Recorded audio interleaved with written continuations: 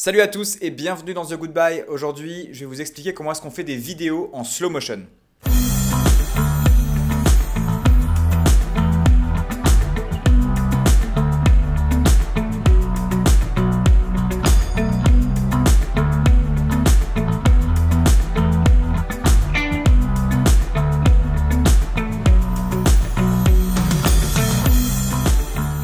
Alors la seule et unique méthode de faire du slow motion ou du ralenti en français, c'est de shooter dans une cadence d'image très élevée. Je vous avais expliqué dans le tutoriel sur les réglages cinématiques qui s'affichent juste là, qu'il fallait tout le temps shooter à 24 ou à 25 images par seconde pour avoir un rendu cinématique en vitesse normale, on va dire.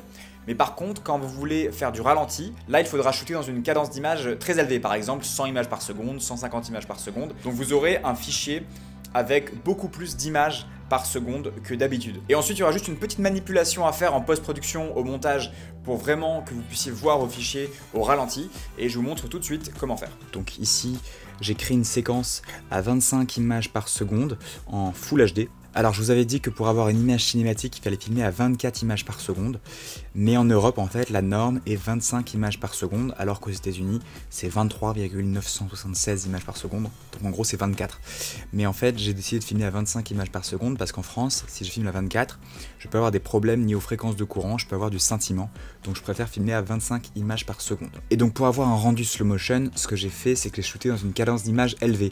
Donc vous pouvez voir ici 3 rushs que j'ai shootés à 50 images par seconde en 4K. Et si je les mets dans la timeline, on peut voir que ces 3 rushs vont se lire à vitesse normale. Donc pas en slow motion, mais moi je veux les lire en slow motion. Comment est-ce qu'on fait? Tout simplement, il faut dire à ces rushs, en fait, dire au logiciel de ne pas les lire à 50 images par seconde, comme ils ont été shootés, mais les lire à 25 images par seconde, ce que j'ai fait ici. Donc si je prends ces 3 rushs et que je les mets dans la timeline, on peut voir que maintenant, ils sont plus en slow motion, ils sont plus, à vitesse normale, mais ils sont bien au ralenti. Excusez-moi, mon ordinateur galère un petit peu, puisque c'est de la 4K. Comment est-ce qu'on fait pour faire ça? C'est très simple, on fait clic droit sur son fichier, on va modifier en fait le métrage, et on va lui dire de ne pas utiliser la fréquence d'image du fichier qui est de 50 images, mais de conformer à 24 ou à 25, ce que vous voulez. Donc 25 par exemple dans mon cas.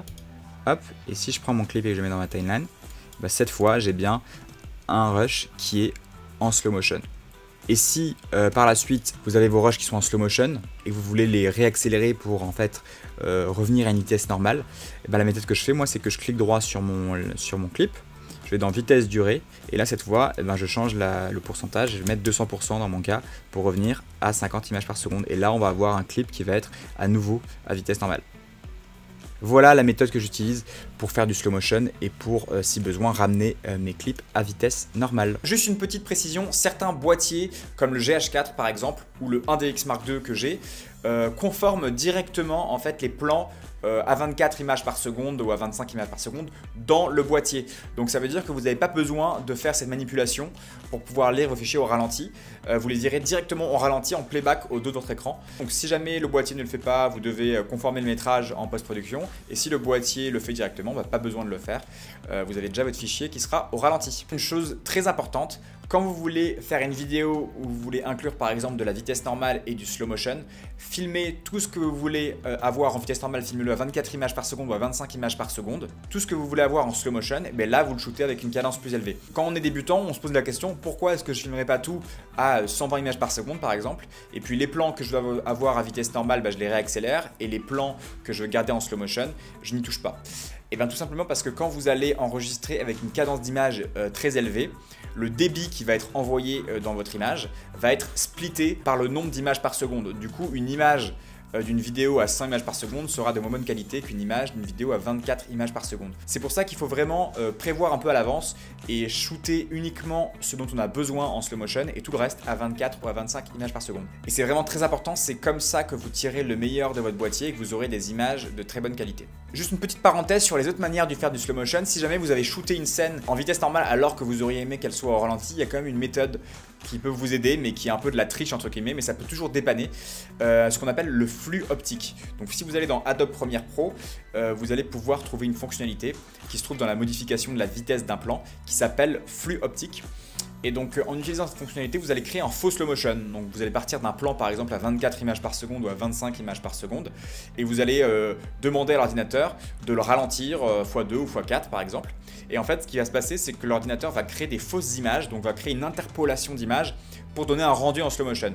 Donc c'est pas du vrai slow motion, c'est moins beau, il peut y avoir des sortes d'artefacts sur l'image, des petits problèmes, mais en tout cas ça peut vous sauver la vie. Donc on peut l'utiliser quand on est vraiment en situation critique et qu'on n'a pas fait ses plans, mais c'est vraiment pas du tout académique, c'est pas la bonne manière de faire. Il faut vraiment que vous shootiez tout ce que vous voulez en slow motion à une fréquence d'image élevée et tout le reste à vitesse normale, 24 ou 25 images par seconde. Voilà pour aujourd'hui, j'espère que ça vous a aidé. Si vous avez aimé les vidéos à nouveau, partagez-la, laissez un commentaire si vous avez une question et d'ici là, allez shooter plein de vidéos en slow motion ou pas d'ailleurs.